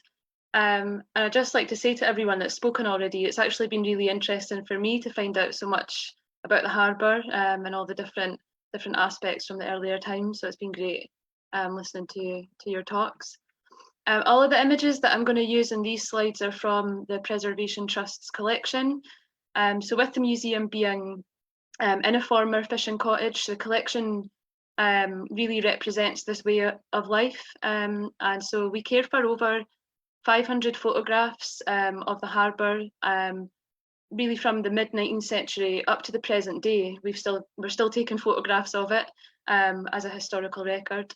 And we also hold various objects that were used and owned by the fishing community to try and really tell the story of this local area. So I just selected this first slide because I really love the movement in the image. I think it really shows how dangerous fishing was for the men that were on these boats. And I'll just really start from around 1765 and around the same time that this engraving was created. So our records show that there was a wreck of 5 boats and a loss of 12 men, which then only left 1 boat in the harbour to take part in the fishing. So this really brought about an end to what is referred to in our archive as the old fishing or the old fishermen. And the trade really only recovered probably about 40 years later when Tim Councillor Dempster proposed fetching fishing boats from his estate in Shetland. And we know that 2 boats arrived and 1 remained in St Andrews, which was called the Craig Noon. And 4 men also stayed with the boat, and they were named Manson, Davidson, Lister and Burns. And what's quite interesting is in our photographic archive, you can put those names in and you do see some of their probably great-grandchildren still within the community. But these are now referred to as the new fishers. So it's quite interesting. You've got these old fishers and new fishers. But these men went on to marry local women, so they're very much part of the community here. And as Neil said, for a time in the 19th century, we do see a steady increase in the number of boats and men engaged in fishing. So I think Neil mentioned this as well. By 1836, there was an increase to 14 vessels at the harbour. And then in 1846, you also get reports that there was 155 trading vessels arriving in the harbour that year, mostly looking at exports of ironstone from Strathkinnis to ironworks on the Tyne. But again, as has already been discussed, this was really all just very short-lived, and the shipping trade really did go into decline with the opening of the railway. But although the trade went into decline, the fishing did continue. And we know in 1882 there were 54 boats engaged in fishing and 145 fishermen and boys working. So on the next slide here, as I've just mentioned, fishing was a really dangerous occupation and wrecks were frequent in St Andrews Bay. They're very well documented by George Bruce in his book Wrecks and Reminiscences of St Andrews Bay. He talks about various wrecks and highlights how dangerous the bay was. He actually said, "There are few bays more changeable than St Andrews Bay. On either side there is nothing but destruction and death." I know that he was quite a literary figure and he quite liked his poetry, so maybe he's maybe emphasising it a bit much, but it was a dangerous place for boats to come into.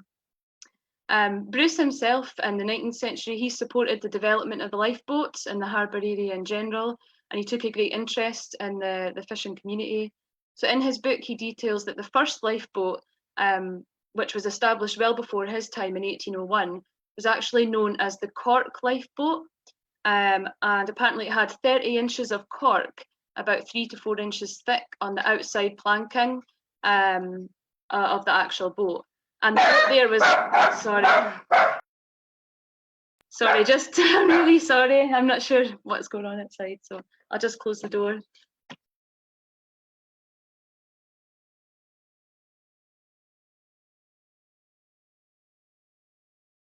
I'm really sorry. I wasn't expecting anyone to come home in the middle of that. Yeah, so the cork lifeboat, that was the first lifeboat in St Andrews in 1801. So it had 30 inches of cork, about 3 to 4 inches thick, on the outside planking. And this was housed down at the East Bents. Within about 20 years, that lifeboat and the lifeboat station fell into decline. So then we had a second lifeboat, which was actually provided by public subscription in 1823, and that was berthed at the West Sands. And the lifeboat craze in the period between 1824 and 1860, they actually saved 96 lives. We had a few other lifeboats that went on to serve in St Andrews thereafter. In 1860, we had our first RNLI lifeboat called the Annie. And then in 1871, a smaller boat, the Lady's Own. And the last lifeboat that we had that you can actually see in the image here is the John and Sarah Hatfield. And that served a time from 1910 to 1936. And that's when the lifeboat station closed. But most of the men volunteering on these lifeboats were fishermen. They took part in many rescues, and as Neil, I think, mentioned, there was always crowds down at the harbour to see what was going on. It created a lot of excitement when this was happening. Many of the lifeboat crews were awarded medals, like that of David Fenton, who's pictured here. So he was actually a member of the lifeboat crew for 40 years and coxswain for 8 years prior to his retirement in 1938 when the station closed. We'll just go on to the next slide. So this is a well-known photograph of the Royal George, and it's just to highlight that the occupation was dangerous, but also I think the life of the fisher families was pretty hard as well. So in terms of their living conditions, many did live in harbour buildings like this. And in the 19th and early 20th centuries, we know that the building had 2 taverns at either side, the Bell Rock there on the right and the Aldhouse on the left. Within these buildings, we have in our records that there was a Coast Guard office of some sort, like a malt house. The fishermen used it for stores, and then we've got the housing above.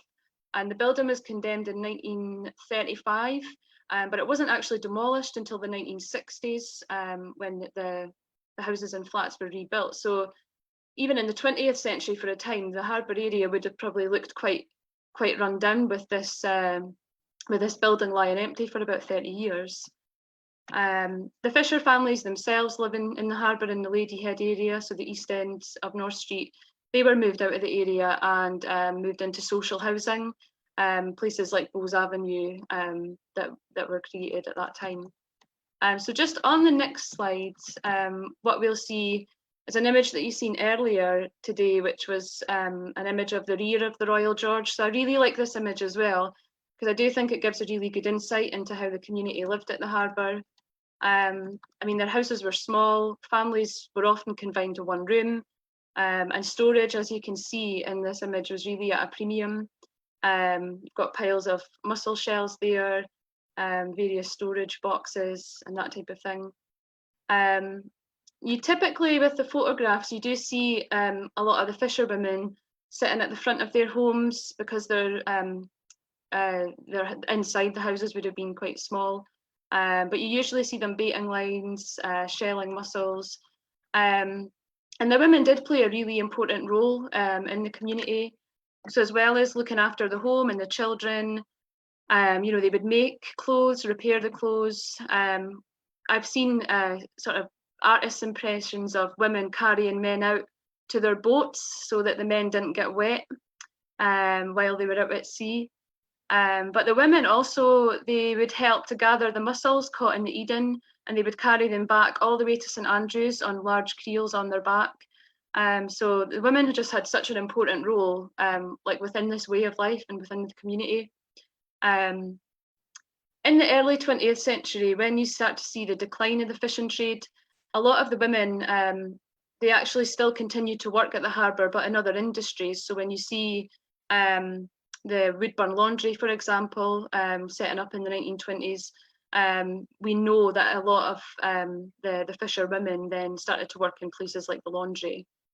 So on that note, I'll just go to the next slide and just really look at some of the harbour industries and buildings. I know we've spoken about some of them already, but I do quite like this hand-drawn map. I think it's quite useful to show where some of the industries were, and it also gives dates, which is always quite nice for when these industries were here.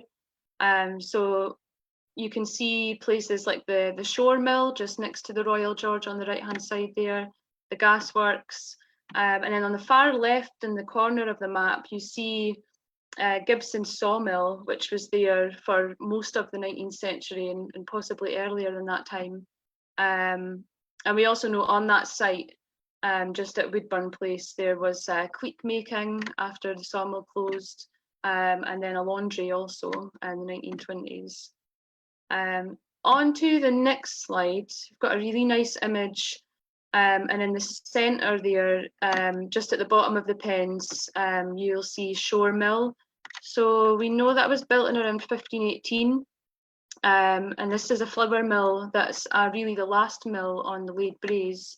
And what's interesting about this photo actually is just below the building, because the water is so low within the harbour, you can actually see the water flowing from the mill and out into the harbour. So I quite like what that image shows. On the next slide, I know we've seen the gasworks on some of the other images. The gasworks were definitely a landmark in the town. Even in our oral archive material, people comment on the smell that was created from the gasworks being there, and its tall red and black chimney, really would have been quite distinctive on the skyline. So it's probably quite difficult to imagine today. The location of the gasworks was advantageous though, because coal could be delivered by boat, and then, as you see in this picture here, carried a short distance by horse and cart, and then later by trucks. So some of the records that we've got in the collection note that up to 7 tons of coal arrived with each delivery. So, it's pretty significant industry here. There was 2 large tanks at the harbour, so that they stored the gas and provided the town with a 24-hour supply. Electricity was actually introduced in St Andrews in 1905, but gas was really still widely used for the heating and cooking, so the gasworks didn't close until 1962, so it still had its place even with the arrival of electricity. On the next slide, we'll just have a quick look at Gibson Sawmill. Sadly, we don't really have many good images of, or any images of the sawmill, but on the left-hand side here, you can kind of get a perspective of where it was. So you see the side of what would have been Gibson Sawmill. So the sawmill was founded by William Gibson. He was born in 1804, and prior to operating the sawmill, we know that the Gibson family, had been involved in the shipbuilding trades in this site, in this area. And like what our previous speakers have said, we know there was sort of breaker's yard and a bit of shipbuilding going on there too. During the period that the sawmill was active, so from sort of the 1830s up to the 1890s, we believe that road was actually called Gibson's Road, leading up from the sawmill. The Gibson's mill was steam powered, and the family owned 5 vessels which would trade in timber from places like Norway and Sweden. And in the winter months, their vessels would be laid up in the harbour because the Baltic would be closed up by ice. And our records also suggest that there was a small dugout or boatyard used to carry out repairs on fishing boats. So we just don't really have a lot of evidence in the way of photographs of that. It's more written records.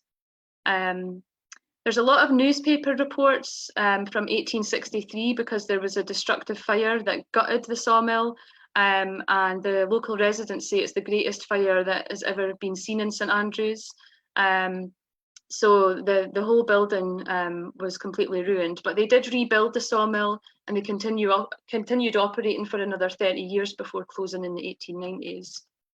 And it's just when the sawmill closed, you'll just see on the image there on the right, it then became operated as a forge making iron club heads called cleeks. And this was by James Spence and George Gourley. So Spence and Gourley, you just see their little clover motto there with the S and the G. So they employed around 25 men, but the business was interrupted with the First World War. So there wasn't really much happening there from 1914 to 1919. They did restart in 1920, but soon after they then formed with Robert Forgan and Sons, the well-known golf club making company. So yeah, various industries down at the harbour, and that's a very quick overview. Into the 20th century, and when the foundry closed, on the next slide, you'll see what I think is a really fascinating photograph. So this is the interior of Woodburn Laundry, which was on the site of the sawmill and the forge for Spence and Gourley. So in the 1920s, the town council actually bought the site and they let the premises out to other businesses. So Woodburn Laundry was established in here. And a laundry was really needed because in the 19th century, St Andrews was really emerging as quite a popular tourist destination. So you had a lot more hotels being built in the 19th century, a lot more people coming to the town. So the establishment of a laundry makes sense. And it shows that the industries at the harbour really reflects other things that were going on in the town at the same time. Also down at the harbour, at the building, you've got the Woodburn Riding School. So it's quite a nice view, a sort of alternative view, but this is from the 1960s that we've got these images here. So we don't have a huge number of images, but these ones are able to tell us a bit more about what's going on up until into the 20th century. And my last slide, which is quite a fun image. So like I was saying, just with the emergence of tourism, you know, by the turn of the 20th century, you've got these throngs of people coming down to the harbour, going on excursions, enjoying sailing. So the harbour was, you know, kind of key for the development of that new economy in St Andrews. So I just really like that image, the amount of people going there in this new place. So. But we do have, like I say, we've got over 500 images of the harbour. It's so difficult to pick because they all just tell you so many different things. And it would be great at some point to have a chat with Neil as well about the collection and like how we can develop it. And just tapping into his knowledge would be fantastic because he'll be able to tell us a lot more about some of the images that we've got. So thank you very much. Thank you so much for that, Sam. That's fascinating. Thank you, Neil. Really, really interesting presentation. Really appreciate that. And lovely seeing all the some of the images from the amazing collections that the Preservation Trust has done. I think the Preservation Trust is doing such important work keeping these collections, but also linking the stories up to the images. We're very lucky. We're sort of running a bit tight for time, but we should have time for a few questions. So if anyone has any questions they'd like to submit either on the Facebook chat or in the Zoom chat, that would be fantastic. And some have already come in.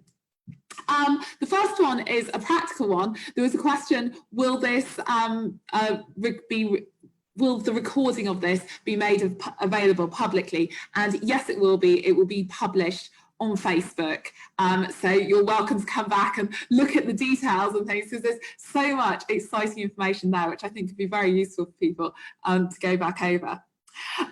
Okay, we've got one very, very specific one, the lovely picture of the women baiting the nets we've got. Someone sent in a question to Neil saying, is that Neil's grandmother in the photograph? I don't know whether Neil can answer that. No, I had an easy paper round as a kid. No, I think that it could well be my great-grandmother, or certainly be my granny's auntie or something. Right. But they were all down there. I should really go and look at all the Cunninghams. It's quite a complicated one with me because a Cunningham married a Cunningham, and my grandmother was deaf from scarlet fever, as was popular in those days. And I remember as a kid when I would go shopping with her, and she'd get asked at a post office, maiden name, and she'd say Cunningham, and then the people say, but that can't be right. And she said, no, I married another Cunningham, but we weren't the same family. They were from outside the town. So I've still yet to go down that route of finding them all. And then I had another Uncle Jimmy who was deaf, and he lived up across from the Castle Tavern, and he was a club maker, and he was also a local fisherman and a caddie. So he did the 3 jobs there. And I remember in his house having golf clubs and pokers that were made.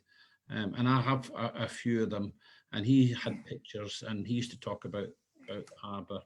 So relate to quite a few of the Cunninghams there, but there are a lot of Cunninghams. There are Cunninghams that had different trades in the town, and they all got together. And you know, there is evidence that the Cunninghams originally came down from Shetland and that part and settled here. So I've thought I'll go down that route, and no doubt there'll be a few that might have been naughty or whatever. So that's for the future. But yeah, that woman there, that could have been related on my grandma.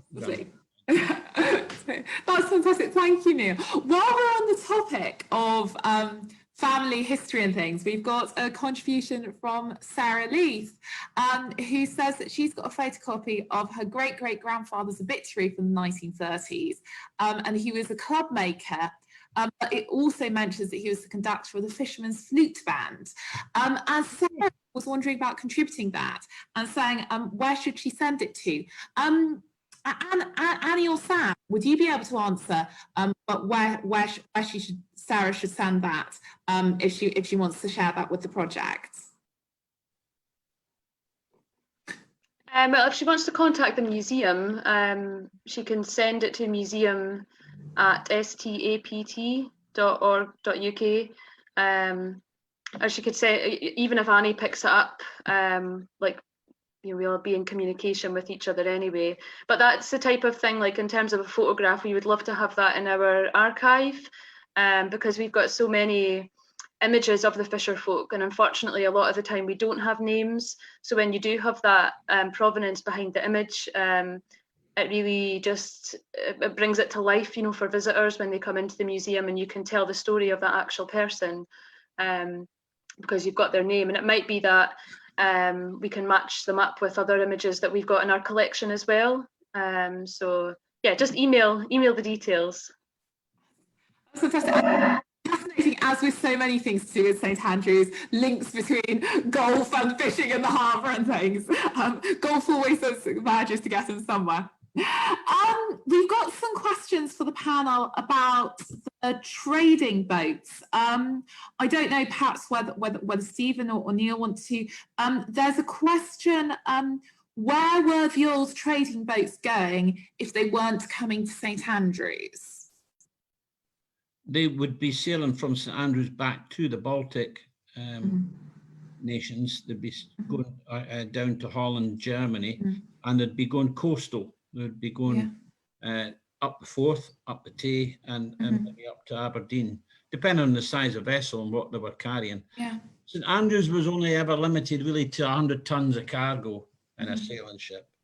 And if they got into the harbour, sometimes they were stuck there for weeks because there was never enough tide to get them out. So they had to wait to the big tides to get them out. So it wasn't a popular harbour to get stuck in. It might have been good for the crew. You knew you were going to be stuck and you had 2 pubs just close by, would have been quite nice. Absolutely. No. And Stephen, do you think that the harbour was, should we as sort of an active port in the Middle Ages, or is that not the right way to think about it? Oh, certainly it was active from the fishing, from the start of the harbour. Trading, I think, as Neil has just illustrated, was constant but casual. You know, a few vessels trading with the Low Countries and the continent, and the coastal trade up and down the east coast with you know, schooners of a small size that he suggests. So I think the trade was constantly there, came and went, but generally was not the raison d'etre for the harbour. It is interesting. There's a weird quirk in St Andrew's records, because the control over the customs of the harbour was in the archbishops for a long time, and then actually their representatives, the Learmonts of Dursey. And that means that it's not in the same, there's a brief period when they are in the royal customs records, but for a lot of the Middle Ages and a lot of the early modern period, St Andrews doesn't feature, but it doesn't necessarily mean it's not there, does it? It's sort of because for something very specific was happening with the customs revenues for St Andrews. It's sort of one of those cases where the written records, a quirk of the local accent, makes it a bit. I think when it got into that's unfortunate. Yeah, you've got gaps in the records, and that's obviously absence of evidence. But you know, you have to fill in the gaps with the likelihood of the trade continuing. Yeah. We've got a question about when did sort of pleasure, obviously we have the lovely picture of the steamer which Sam showed, but we've got a question about when did the harbour sort of start being used for recreation? When did sort of pleasure boats and things like that start using the harbour? I think people are perhaps thinking, that question, people are perhaps thinking a little bit more about sort of smaller scale boats than steamers, but also generally I'd be interested in the history of the harbour as a place for fun, really, and for sort of recreational. Early 1900s, I mean, smaller steamers. That picture I showed of the Grand Fleet, the Navy squadron sitting outside in the bay, you can see a small steamer then that would have taken it, and people would get on at Leith and to go to Dundee and stop off in St Andrews and then go up to Dundee.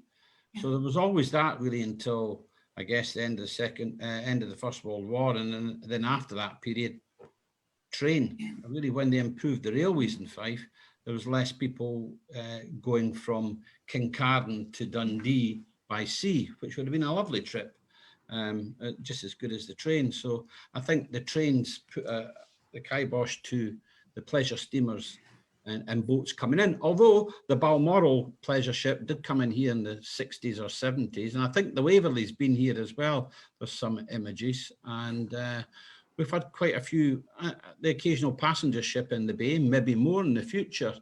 That will happen because Dundee's now a popular stop off for cruise liners. So maybe a new future venture for the harbour. We've got a sort of comment come question from Karen Peterson about how extraordinary it is how the ships and boats got in and out of the harbour area and also the area underneath by the castle because of how rocky it is around this area. I don't know whether anyone's got any thoughts on that. Again, the burn stools on the right-hand side, part of that was chipped away to make it better for boats coming in. So there was a channel. The channel swept because in the day when they had the lock gates, they would let the river, the Kinnesburn, shut the gates, let the Kinnesburn top up the inner harbour, and then at low water open it, and that force of water would flush the channel out all the way at the end of the pier. But it was local knowledge and navigation was such that the lights that you could guide yourself in the safe way into there. But they did chip away the rocks. The sailing boats, when they came in there, if you look along the main pier itself, you'll see all these posts. A lot of these were for warping a vessel. And what that meant was when the vessel came in, it's floating, you put a rope out, you pulled the rope along the pier, and lots of locals and people down the harbour would come to help, and you'd take a turn round one off the posts, and then you pull. And as you pulled it along, you'd be able to pull the boats around the corner, warping. That was very evident if you look down at Creel Harbour. That was sometimes the only way to get into Creel Harbour, was to get your boat in, put a rope on it and warp it round. So they had that. It wasn't like they had tugs pushing boats in and out. And obviously when they had engines, you didn't need to that. You could just sail in and sail out under power. With the wee haven underneath the harbour and landing on the castle beach there, if you look at that area at the right state of the tide, that you'll see that there is quite a wide, deep channel between two prominent skerries that will allow boats to come and go from that stranding place. But as Neil says, that sort of navigation is down to local knowledge, and that's why it's only the local fishing boats that we have a record of using the castle beach for landing. I think it's such an important reminder of the expertise that is involved in sort of navigating these waters and in sort of using this space.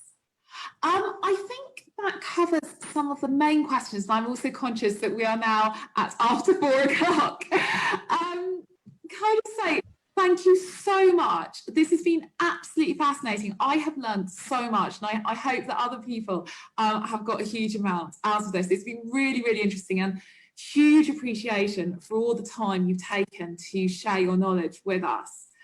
I really, really hope that people can get involved with the future of the project. This is very much sort of the first phase and something that we're hoping will continue for some time, and on into 2021, which because so many of the events this year to do with the Year of Coast and Waters have been disrupted, sadly, by the pandemic, the Year of Coast and Waters will be continuing next year. So please do get in touch, but most importantly, sort of keep the harbour in the forefront of your mind and really appreciate this amazing area of St Andrews and this really important part of our heritage, but also, I trust, a part of our future.